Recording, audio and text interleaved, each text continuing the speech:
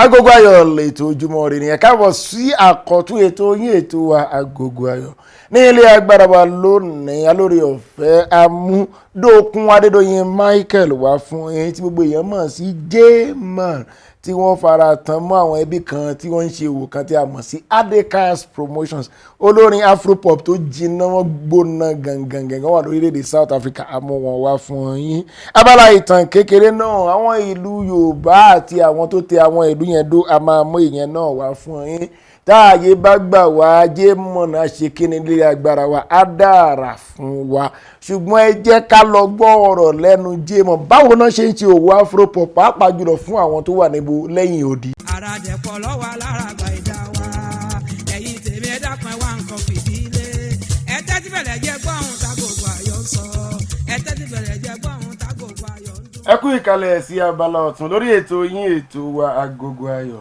lónìí òru la lọ ní ìpínlẹ̀ Kwara Jaymon lẹ́ni tá a mú wa Dokun Adedoyin Micheal gbajúgbajà àwọn olórin Afro-pop tó ní ìfòróróyàn tó lágbára tó tún wá lówó ẹ máa bá wa ká lọ lápá ọ̀tún mi lọ́hùn mama ambassador Àyìnkẹ́ Adé Àyìnkẹ́ tó pretty Funke Etti dúró sinmi Etti. kí ló dé tẹ ṣe ń kí mi ẹ kàn ń kí mi rẹ ń kí mi ẹ jẹ́ kó mi wú kórìí yín lè wú ni. ẹ̀yin ará lé mo kí yín pé ẹ kú kalẹ̀ kú ìdùnnú ẹ kú bẹ ṣe ń túraká tẹ ṣe ń fìfẹ́ wọn sí wa lórí ètò Agogo Ayo orúkọ tèmi ò yí padà èmi Funke Etti náà ni ẹlẹ́tìn sẹ́ẹ̀tì wọn ní iwájú ẹ ti dọ́là ẹ̀yìn ẹ ti pounds Àyìnkẹ́ Adé tó ṣe kíni tó pretty àlejò wa wà ní kalẹ̀ ẹ rí i pé ìgbà tó ń kú fẹ́mi máa sọ wọ́n ní ìlú Òró nǹkan kan wá sọ sí mi lọ́kàn pé ṣé mo rí pé kì í ṣe Nàìjíríà nìkan ni àwọn ọmọ ìlú Nàìjà lọ́n ti ń ṣe nǹkan tó jẹ́ pé ó ń jẹ́ kó rí wa máa wú tẹ́ bá wo ìlú tàwa gangan tó jẹ́ Saudi tí wọ́n rá àwọn ọmọ Nàìjà tó pọ̀ ńbẹ̀ tí mo dẹ̀ rí àwọn nǹkan gidi àwọn nǹkan rere àwọn nǹkan tó ń jẹ́ kí inú wa máa dùn tó yẹ láti Nàìjà gan tá a máa fàdúrà ránṣẹ́ sí wọn tó ń ṣe níbí báyìí ẹ wo ẹ jẹ́ kí àlejò wa gan kó fẹnu ara wọn sọ pẹ́rẹ́pẹ́rẹ́ ọ̀rọ̀ kó má dàbí pé mi gangan ni mo ṣe kíni bí mo ṣe ń gba wájú ni mò ń gbẹ̀yìn. ẹ kọ́kọ́ forí wọlé fún wa Afro-pop mo fẹ́ o. ok yàrá. ilé bá ti wù yín. èmi tún fẹ́ jẹ́. ó wá lọ mú kan pẹ̀lú kódì ṣé wọ́n jẹ́ liwin àbí jay-z tó bẹ́ẹ̀ kiri bí ìnàkí Benji wọ́n tẹ̀ bí iná lójí ó mọ̀ pé ṣan ló pa Bruce Lee ṣó ti gbọ́ pé kéènì mú aláwọ̀ tèmi jẹ́ mú ẹ má lọ wá so kẹlọ́kú ká má lọ jìn sínú tamọ́kú àwọn tèmi ń kákú yájójó ṣakúṣakú ológun àrìndàn ọ̀nkú olóńjàyàn sí trọ́bù wàá wúlẹ̀ bí dànù ó ní ṣe gbangba kiri dìgbà. yàrá. yẹ́rẹ́ onítẹ̀tí ẹ̀kọ́ yẹn ó jẹ́ kí ìbéèrè kan sọ sí mi lọ́kàn. mo rí pé ẹ̀yin tẹ́ ń kọ Afro-pop ṣé tí ẹ bá máa kọ Afro-pop náà kó tún láti mọ ọ̀pọ̀lọpọ̀ because nǹkan tẹ́ ẹ pọ̀ yẹn mo rí fújì ó kàn wọ́n ó wọnú ara wọn ọgbọ́n wo ṣé tí n bá fẹ́ máa ṣe Afro-pop sí ìyànjú wo lẹ́kàn máa gbà mí pé ó fẹ́ máa ṣe Afro-pop ó dẹ́gbà ló máa ṣe nǹkan báyìí. ẹni tí ẹ máa ṣe nílé ayé èèyàn kan máa fi ability creativity sí ẹ tiẹ̀ so tẹ́ bá ti wò pé ok kí ló ń lọ nígboro otherwise ẹ máa wà irrelevant so just stay relevant. so inú ìtẹ́ ẹ̀kọ́ yìí sìn fújì wà ń bẹ̀ o. bẹ́ẹ̀ni. àpàlà díẹ̀ wà ń bẹ̀ o òwe wà ń bẹ̀ o èébú wà ń bẹ̀ o. méjì mo rá pàlà mo ró òwe mo rí èébú mo rí ẹ̀kọ́ gbogbo ẹ̀ pọ̀ kí n tó gba àǹtí mi láàyè ń fẹ́ kẹ́ ṣe báyìí fún wa orin tẹ́ ẹ kọ́kọ́ ṣe tó múnú yín dùn ju orin wò ni jẹ́pẹ́ nǹkan gbọ́ orin yẹn mi sọ pé tó múnú yín dùn pé Ọlọ́run fún mi ṣe. kò bá jẹ́ pé mo fẹ́ ẹ mọ̀ pé nǹkan mi jẹ́ pé èèyàn á ṣe tó múnú èèyàn yẹn kí ṣe pé jẹ́ pé ilẹ̀ inú ẹ̀rọ kan mo láìkì iṣẹ́ tí mo ṣe. ó dàbí ọ̀rẹ́ ń bẹ́ẹ̀ gbọ́ yẹn. láyé ìgbà yẹn K-Solo ló produce ẹ̀ gbà yẹn ìgbà yẹn àti Timaya Ogwaju máa ń ṣiṣẹ́ papọ̀ studio. If you wanna come and get it. What I'm having to what I'm giving. Don't deny those feelings I got for me. Baby, come and get it.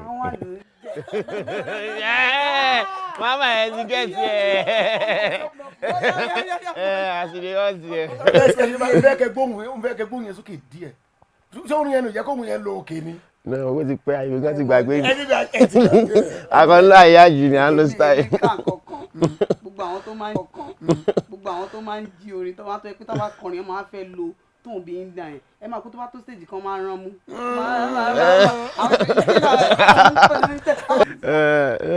a lè gbóhùn sókè. Ìbéèrè tèmi fẹ́ bèrè irú ìmọ̀ràn wo làwọn òbí ń gbà yín ṣé wọ́n gbà yín láyè pé ok máa lọ kọ́ lọ wà lẹ́yìn àbí ìgbà tẹ́lẹ̀ kọ́ sọ fún wọn irú reaction wo ni mọ́mí àti dáàdì ṣe. Ìgbà tí a bẹ̀rẹ̀ orin àwọn ti pẹ́ torí ayé ìgbà yẹn àwọn Idris Abdulkarim náà kọ́ jáde mọ́ ẹ̀ so that was way back 1999 year 2000 so èmi gan mo kò ṣàmọ̀ pé mo máa ń dá kọrin ìgbà máa ń gbọ́ bọ́ ìṣòwò òkè bọ̀ àṣà àṣẹ so ó ní ọ̀rẹ́ mi kan lọ́sọ̀ pé aláyé ń kọrin orin ló ń kọ náà kí a zin ó sọ pé wàá compose ọ̀dọ̀ òyìnbó tó lọ mọ̀ pé kí ló ń jẹ́ compose wàá kọ́ fúnra rẹ̀ wàá bẹ̀rẹ̀ mọ́ ok táyé bẹ̀rẹ̀ sí ní kọ́ nìyẹn so way back then so ìgbà tó yára rí pé ok àwọn èèyàn oríṣiríṣi náà jáde pẹ̀lú different styles and ideas then oníta ti sọ fún wa náà pé àná ti wà ní game nìyẹn. ẹ tí ì dáhùn bí ìdílé o kí ni ìhà tí mọ́mí àti dáàdì kọ.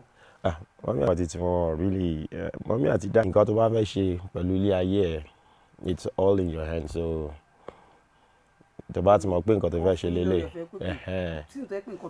torí wọ́n believe pé a ti tọ́ yín dáadáa so your destiny is in your hands so nǹkan tó bá wù ẹ́ kó o ṣe bó ti gbìyànjú títí tèmi. mo kọ́gbọ́n kan náà kan tẹ̀lé mo ṣe ìbéèrè tí mo fẹ́ béèrè ẹ má purọ́ ẹ dẹ̀ má ṣàpamọ́. Kí ló dé tẹ́ pé àwọn tó bá ṣe orin Afro-pop àbí hip hop mo máa ń rí nǹkan mẹ́ta kan bẹ̀. Nǹkan yẹn dẹ̀ máa ń ṣe mí bákan. Nǹkan máa ń rí nǹkan mẹ́ta kan bẹ̀ ẹ kẹ́ wá máa tàn mọ́lẹ̀ sí mo máa ń rí kó máa ń ṣídìí ilẹ̀ gan ẹ má ìkáyà ń jà ẹ má lọ bí kankan wọ́n máa ṣídìí ilẹ̀ gan nǹkan méjì tó máa ń bẹ̀ ọtí máa wà ń bẹ̀ owó máa wà ń bẹ̀ ṣùgbọ́n pọ̀lọpọ̀ gbọ́ owó yẹn máa ń jẹ dọ́là. Kò ṣòwò tiwa. Mọ̀ wọ́n kí ló dé nǹkan mẹ́ta yẹn pé ìdí máa ń pọ̀ gan ẹ má ìkáyà ń jà ọtí máa pọ̀ dọ́là máa pọ̀ mọ́ ní ṣe torí pátó òkè òkun ló ti wá wọ́n ṣe ń ṣe yẹn náà làwa náà gbà ní àbí tí o bá sáwọn nǹkan yẹn ń bẹ̀ ó máa dàbí àwọn èèyàn lè gba orin yín. ẹ mọ̀ pé ìgbà tí a sọ náà ó ní àwọn èdè kan tó máa ń sọ pé àyálò èdè àbí. Bẹ́ẹ̀ni. Originally ní anything like hip hop ní Nigeria so it's a borrowed concept from abroad so wọ́n ní Afro hip hop but àfi títú wá sí because we still believe in originality kò wá no dey get as e dey be so nǹkan táwọn yẹn náà ń ṣe nǹkan tí mi feel pé one of the reasons tó yẹ pé àbàṣẹ máa rí ìdí ọtí àwọn èèyàn tá a ya lọ́dọ̀ mọ́ nǹkan tó ń ṣe ni most àwọn èèyàn tẹ̀lé wọ́n dẹ̀ ń ok kán máa ṣe bẹ́ẹ̀. ọ̀hún fẹ́mi ẹ fẹ́ jánà díẹ̀ bọ̀ nǹkan tèmi notice nípa àwọn nǹkan mẹ́ta náà ni àkọ́kọ́ wọ́n máa kan gòmọ́jú ni ìkejì wọ́n máa kó ṣèlè sọ́rùn máa ìkẹta nǹkan máa wérí nǹkan ò bá tá síwájú. mo ti dá yín lóhùn. ok gbogbo ẹ náà àyálò látọ̀hún náà. Otherwise you go ó mọ̀ dàbí pé you no dey do am right only anything worth doing is worth doing we have am translated in Yoruba. nǹkan tí wọ́n máa ṣe kó ṣe dáadáa. So tẹ́bá mọ̀ pé ẹ fẹ́ sọ pé hip hop kìíní kan ní ìdá tí farajọ wọn náà ẹ farajọ wọn náà ó ti yẹn ìgbà mi ẹ tètè sọ fún mi yẹ kí n wo agbádá wa ẹ mọ̀ pé DJ Maf dẹ̀ ló fà. ṣé mo lè sọ nǹkan kan nǹkan tó sọ yẹn bẹ́ẹ̀ kí n tó tọ́ fún wa o. Gẹ́gẹ́ bí ìwádìí kékeré tèmi ṣe wọ́n lọ́pọ̀lọpọ̀ àwọn tó jẹ́ tó ń kọ bí Afro-pop àbí hip hop pé nǹkan méjì wà lára nǹkan tó ń ṣe máa ń wọ̀gù wọn náà máa ń mú gbó gan-an. mo fẹ́ sòótọ́ ni o wọ́n lójú àwọn kan ò ṣe é rí pé wọ́n ẹ̀jẹ̀ máa ti wà lójú yẹn. ṣe fẹ́ pẹ̀jẹ̀ yẹn rẹ ni. no ṣẹ́jà wa no mo clear díẹ̀ ni. mo fẹ́ pẹ̀jẹ̀ rẹ ni. no àwọn ò kí fún agbó. ok mẹ́sàn-án nǹkan méjì lórí mo ti máa ń bèèrè mo ní kí ló dé mo lólórin kan tí mo forúkọ gbòòrò mo láìkó lórin mo lólórin tí n bá ti ń wo ojoojúmọ́ láyé yìí ẹni wá sọ pé ẹni tó ń wo yẹn àǹjọ̀nú ló ń wo kì í ṣe èèyàn wípé ojú ẹ ti parẹ́ o lè rójú ẹ wọ́n pé wọ́n lè sì máa wà nìyẹn ìyẹn àkọ́kọ́ ìkejì ẹlẹ́mọ̀ sọ fún mi pé wọ́n kàn máa ń ṣiṣẹ́ kára ni pé ọ̀pọ̀lọpọ̀ wọn máa ń tijú. ara dẹ̀pọ̀ lọ́wọ́ alára àgbà ìdá wa ẹ̀yin tèmi ẹ dákun ẹ wá nǹkan fìdílé ẹ tẹ́tí bẹ̀rẹ̀ jẹ́ gbọ́ ohun tá Agogo Ayo sọ ẹ tẹ́tí bẹ̀rẹ̀ jẹ́ gbọ́ ohun tá Agogo. Jaymon Jagafa, Who be nice? in this new year, me pray, say, may God bless all our hustle. Oh Lila, the mercy. Say, walk hard and make you the pray, make you pray, make blessings come my way every day. Mercies of the Lord come down upon me. Make I get money like Dangote and begin. As I dey walk day hustle day by day. See every day no let me suffer baba oh. Be me debute. Ori me, elera me. No let my enemies to laugh at me. Ori me, elera me. No let my enemies to laugh at me. Too much anticipating is no good. And I don't wanna be stuck just like an erulai. Ìrètí pípẹ́ orí ẹ̀kú. Ọ̀rẹ́ tẹpá mọ́ṣẹ́ no matter what you going through. Say work hard and make you dey pray, make you pray, make blessings come my way every day. Mercies of the Lord come down upon me. Make I get money like Dangote and begin. Waiting I go chop I find you. Make I no go jam waiting, go chopping you. See poverty for this year no be my passion no.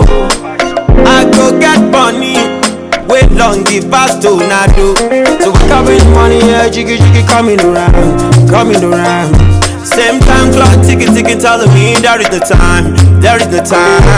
So we coming money, yeah, jiggy coming around. Same time clock ticking, telling me there is the time. So walk hard and make you pray, make blessings come my way.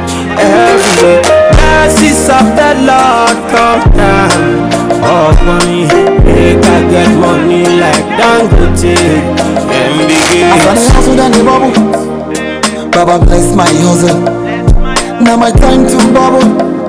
They can't stop me now, As I hustle down the bubble, Baba bless my hustle. Now my time to bubble. They can't stop me now. Through Jesus Christ our Lord.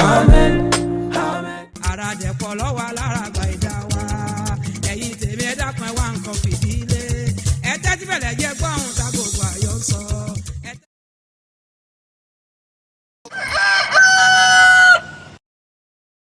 ẹ káwọn padà sórí ètò wa Agogo Ayo Olúwafẹ́mi Ọláìtàn ẹ̀sìn pẹ̀lú Funke Dúrósinmi Ẹ̀tì Àyìnkẹ́ Adé ètò Pretty mọ̀mọ́ ambassadọ̀ náà la ṣì wà ní ilé agbára láti ń pa iná àwọn ìlú Yorùbá mélòó lẹ́mọ̀ àti àwọn tó tẹ̀ wọ́n dó ẹ jẹ́ ká lọ wò ó lára wọn. ara dẹ̀pọ̀ lọ́wọ́ alára àgbà ìdá wa ẹ̀yin tèmi ẹ dákun ẹ wá nǹkan fìdílé ẹ tẹ́tí bẹ̀rẹ̀ jẹ́ gbọ́ ohun tá Agogo Ayo sọ ẹ tẹ́tí bẹ̀rẹ̀ jẹ́ gbọ́ ohun tá Agogo. Abala ìtàn kékeré ni ọpọ́ sí kan lórí ètò Agogo Ayo. Àwọn ìlú ní ilẹ̀ Káàrọ̀-o-jíire pẹ̀lú àwọn tó tẹ̀wọ̀n dó náà ni a fẹ́ sọ̀rọ̀ nípa ẹ̀. Ilé Ifẹ̀. Ọbàtálá náà ni ẹni tó kọ́ tẹ Ilé Ifẹ̀ dó ní àìmọye ọdún sẹ́yìn kí gbogbo ọmọ Oòduà tó fọ́n káàkiri. Ìlú Ìré. Ọmọ ìyá mẹ́ta ló tẹ ìlú Ìdó torúkọ wọn sì jẹ́ Láróyè, Àròlú àti Ọ̀yẹ̀kún. Ìlú Òṣogbo. Olórí Òṣó-Igbó náà lẹni tá gbọ́ pé ó tẹ ìlú Ìdó tí wọ́n sì sọ orúkọ ìlú náà ní Òṣogbo láti inú orúkọ olórí Òṣó-Igbó. Ìlú Ìwó. Ọmọ ọba Adékọ́lá Tẹ̀lú tó jẹ́ ọmọ Ọọ̀ni kẹrìnlélógún òun náà ni a gbọ́ pé ó tẹ ìlú Ìwó Ìdó. Ìlú Abẹ́òkúta. Ṣódẹkẹ́ náà ni ẹni tá gbọ́ nínú ìtàn wípé ó tẹ ìlú Abẹ́òkúta dó. ìlú Àkúrẹ́ náà ló jẹ́ pé Ọmọrẹ̀mílẹ́kún ọmọlúàbí náà ni ẹni tó kọ́ tẹ ìlú Ìdó ní àìmọye ọdún sẹ́yìn náà. Ìlú Ṣàngó Ọ̀tà náà ló jẹ́ pé Ọ̀ṣọ́lọ̀ tòun ti Àtàlàbí ni ẹni tó tẹ ìlú Ṣàngó Ọ̀tà dó. Ìlú Òmù-àrán ọmọọba Olómù Apẹ̀ràn ni ẹni tó tẹ ìlú Òmù-àrán náà dó. Ìpẹ̀rù náà ló jẹ́ wípé Akẹ̀sán lórúkọ ẹni tó tẹ ìlú Ìdó tó sì jẹ́ ọmọọbabìnrin sí Aláàfin Ọ̀yọ́. Ìlú Ọ̀fà náà ló jẹ́ wípé Ọlálọmí náà ni ẹni tó tẹ̀ dó tó jẹ́ pé Àjẹ̀bú tóun ti Olóde náà ni ó tẹ ìlú Ìjẹ̀bú Òde náà dó. Ìlú Ògbómọ̀ṣọ́ náà la gbọ́ nínú ìtàn wípé Ògúnlọlá Ọlábánjọ Ògúndìran òun ni ẹni tó tẹ ìlú Ògbómọ̀ṣọ́ náà dó. Ìlú Ìṣararẹ́mọ náà ló jẹ́ pé ọmọọba Adéyẹmọ tó jẹ́ ọ̀kan lára àwọn ọmọ Ọọ̀ni lọ́dún náà lọ́hùn òun náà ni ẹni tó tẹ ìlú Ìṣararẹ́mọ dó. Fún ti abala ìtàn kékeré lórí ètò Agogo Ayọ̀ a ò ní rí jù báyìí lọ. Ètò Agogo Ayọ̀ ṣì ń tẹ̀síwájú, ẹ ṣé kú ìtẹ́tí sí wa. ara dẹ̀ pọ̀ lọ́wọ́ alára àgbà ìdá wa ẹ̀yin tèmi ẹ dákun ẹ wá nǹkan fìdílé ẹ tẹ́tí bẹ̀rẹ̀ jẹ́ gbọ́ ohun t'Agogo Ayọ̀ sọ ẹ tẹ́tí bẹ̀rẹ̀ jẹ́ gbọ́ ohun t'Agogo. ká dúpẹ́ lọ́wọ́ ẹni tó mọ̀ni lójú ọ̀pọ̀ èèyàn ní owó bíi ti ọ̀gá ní yamúdà ọmọ ẹlòmíín kò lè mú bíléèdì a ò tí ì lọ o ṣùgbọ́n akọ́kọ́ fẹ́ mú ìfọ̀rọ̀wérọ̀ tá à ń ṣe pẹ̀lú Jaymon afẹ́ mu wá sí òpin torí pé Jaymon ní nǹkan kan táwọn tó wà lórí títí tí wọ́n máa ń pè ní ó ní swagger ó ní flavour ẹ jẹ́ ká lọ wo swagger àti flavour síwájú sí láti ọwọ́ Jaymon. ara dẹ̀ pọ̀ lọ́wọ́ alára àgbà ìdá wa ẹ̀yin tèmi ẹ dákun ẹ wá nǹkan fìdílé ẹ tẹ́tí bẹ̀rẹ̀ jẹ́ gbọ́ ohun t'Agogo Ayọ̀ sọ ẹ tẹ́tí bẹ̀rẹ̀ jẹ́ gbọ́ ohun t'Agogo Ayọ̀ ń dún. àbí ìgò yẹn gẹ́ lára style àṣà iṣẹ́ yìí. ṣẹ́rí ẹ̀ purọ́ ní gbogbo nǹkan tẹ̀ sọ àwọn míì wà àwọn fi ń cover pé bí a ti wà ókè tẹ́jẹ̀ bá wà lójú àbọ̀ ti mẹ̀sẹ̀bù àwọn míì wà wọn máa ń tijú àwọn míì wà for fashion àwọn míì wà ẹ̀dẹ̀ ojú ń dùn wọn. bọ̀ mi kàn fi sí pé. kò kí swagger díẹ̀ kan. kákọ̀ fi top up náà. top up díẹ̀. èmi ṣèwádìí kan ẹni tí ibi tí mo lè ti ṣèwádìí yẹn múlẹ̀ dáadáa. wọ́n ní ẹ̀sùn mọ́ àwọn òṣèré kan bí ẹni ẹ̀sùn mọ́ wọn ní o. ṣọkùnrin gangan ló súnmọ́ àwọn àbígbó àwọn tó ń ṣeré àwọn tó bá Afro-pop. kò ṣe gbogbo àwọn ọkùnrin lẹ́ni tó súnmọ́ wọn. bọ̀pọ̀ ń ṣe Jaymon o.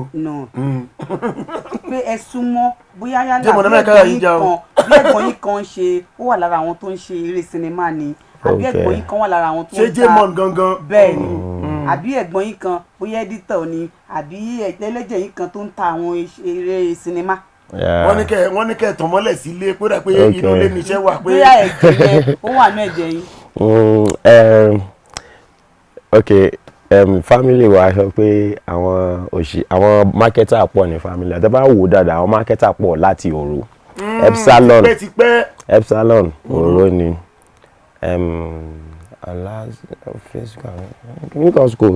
Òru ni tí wọn tó gbá máa ń pàdé nílé àti Almoruf àti Afisco.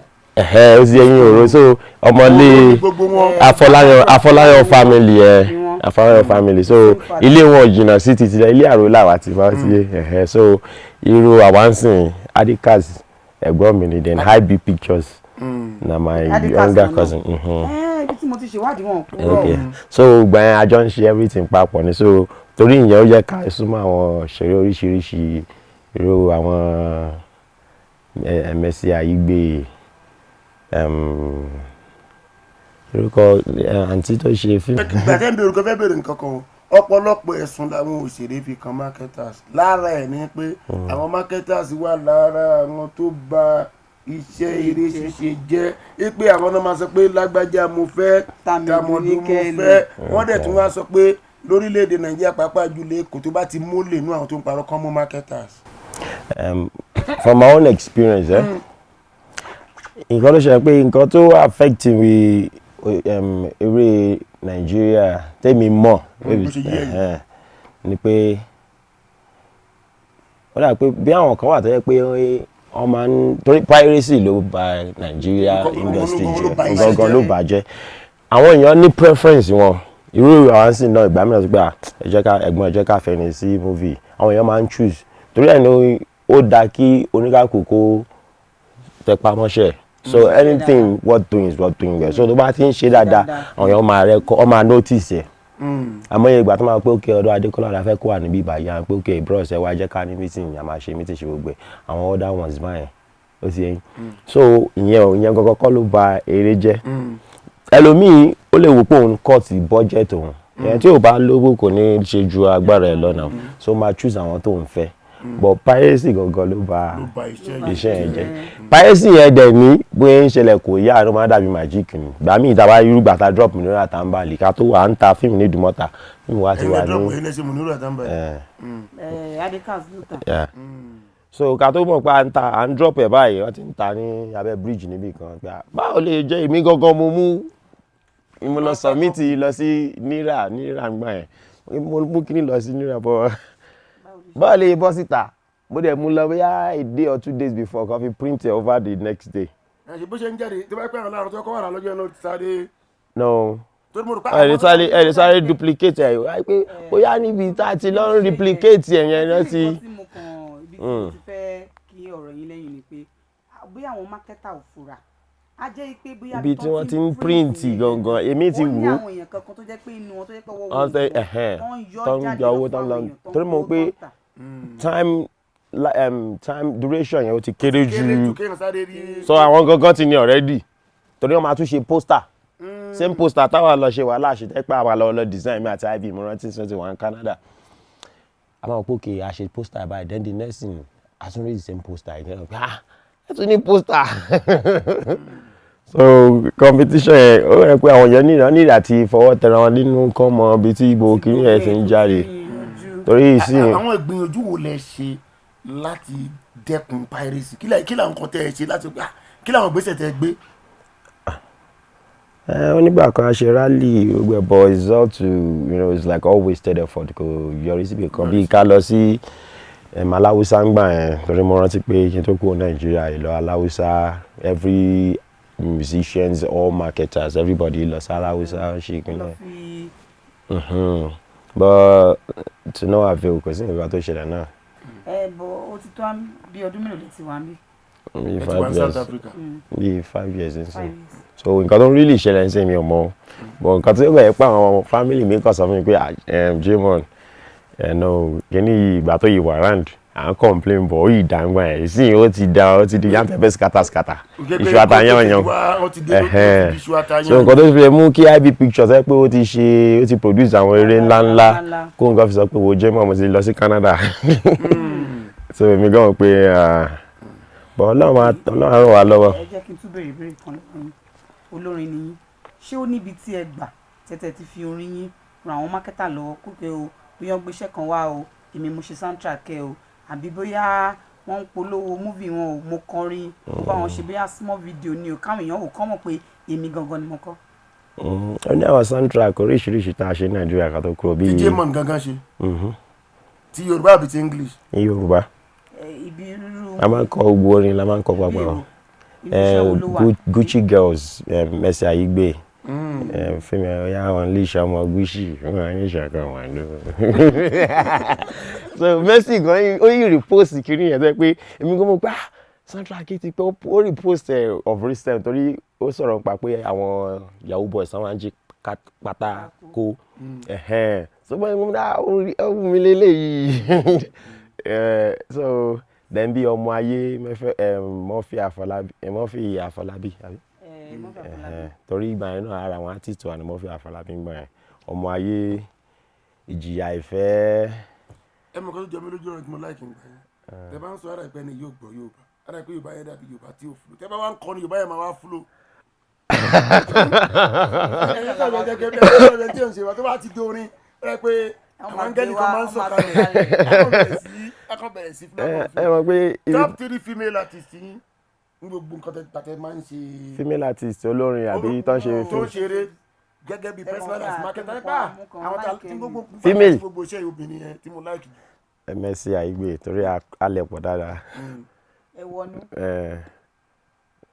àti mama lẹ́nu kò ṣe politics ló ṣèjọ́rò ẹ mọ̀ pé èmi gan mọ̀ èmi mọ̀ pé privilege ni pé mo rí wọn lé ní ẹ pé mo fi gò sójú mi tètè wó lẹ̀ so àwọn ọ̀rẹ́ mi ti ń ta sí mi ta pé Jaymon àwọn dà pé àwọn ọmọ mi ní Agége mọ̀ pé ṣígo yọgò lójú ẹ̀mí nǹkan ṣe pé ó ti pẹ́ gan. So now it's actually a privilege kémi kan kọ́ wà lẹ́gbẹ̀ẹ́ yín pé ẹ̀lẹ́ tí wọ́n ń béèrè question lọ́wọ́ mi and know that. Ló wá máa ṣàgbára dọ̀tun. Yánà Agogo Ayo. Jaymon wọ́n ti dá wa lára yá inú wa dùn ara wa yá gágá.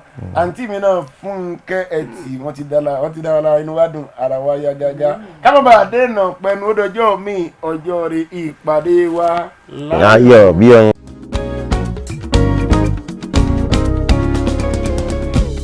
Agogo Ayo rẹ̀ má gbélé ènìyàn lọ́wọ́. Aráyé burú ọ̀rẹ́ kò má dénú. Àníkan wá jẹun wọ́n mú wa lọ́wọ́ dání.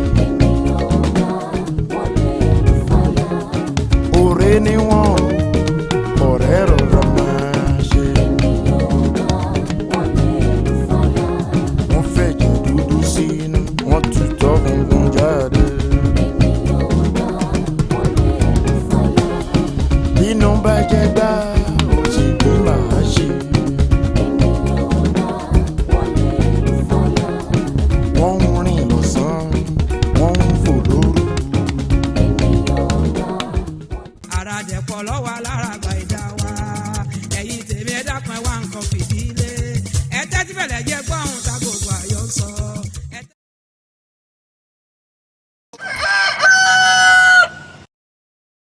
Odó lórí àpáta Kristi ilẹ̀ mìíràn ìyàn ni orí dá mi bọnú ẹ̀jẹ̀ Jésù torí àwọn ẹni ibi mo fẹ̀yìn tàgbélébùú kan mọ́ bá gbé mi ṣubú mo pa ohun mi pọ̀ mọ́ ohun Olúwa tó wà lórí ìṣàn mi kóhun mi kó lè kí mo pa ọ̀rọ̀ mi pọ̀ mọ́ ọ̀rọ̀ Olúwa tó ga ju orúkọ Olúwa lọ torí pé àṣẹ ẹni kò yípadà mo pàṣẹ ìrọ̀rùn sínú ayé gbogbo wọn ò ní wáwá tì a ò ní wówó tì a ò ní ṣìṣe a ò ní ṣìjẹ a ò ní ṣìmú a ò ní ṣìlẹ̀tẹ̀ a ò ní tẹ ojú ilẹ̀ mọ́lẹ̀ a ò ní tẹlẹ̀ níbi tílẹ̀ gbé lójú. Agogo Ayo lẹ́tọ̀ ìpàdé wa iyọ̀.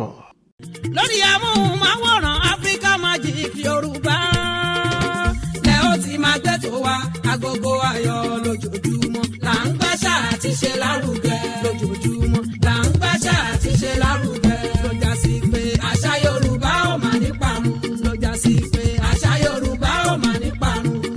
ọ̀pẹ àpò ọ̀pẹ ọ̀fà ọ̀pẹ yọjú tó sọ̀fà dọ́dọ̀ ẹranko. There is the time to wake up in the morning, yeah, jiggy